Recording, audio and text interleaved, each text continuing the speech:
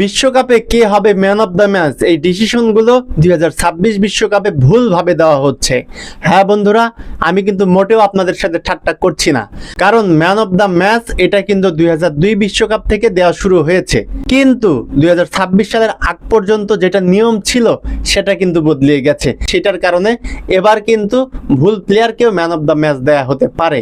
দেখুন 2002 সাল থেকে এই পর্যন্ত 2026-এর আগ পর্যন্ত বিশ্বকাপে ম্যান অফ দ্য ম্যাচ নির্বাচিত করত যারা কমেন্টেটর ছিল, তারা মিলিয়ে যে ভোট দিত সেখানে যে জয়ী হতো সেই হতো ম্যান অফ দ্য ম্যাচ।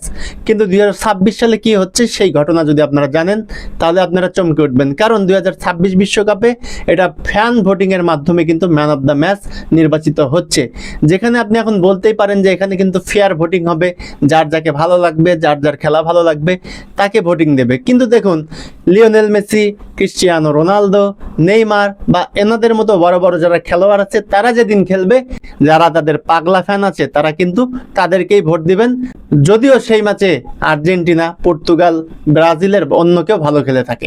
তো এখানে কিন্তু বিষয়টা প্যাচ লেগে গেছে বন্ধুরা।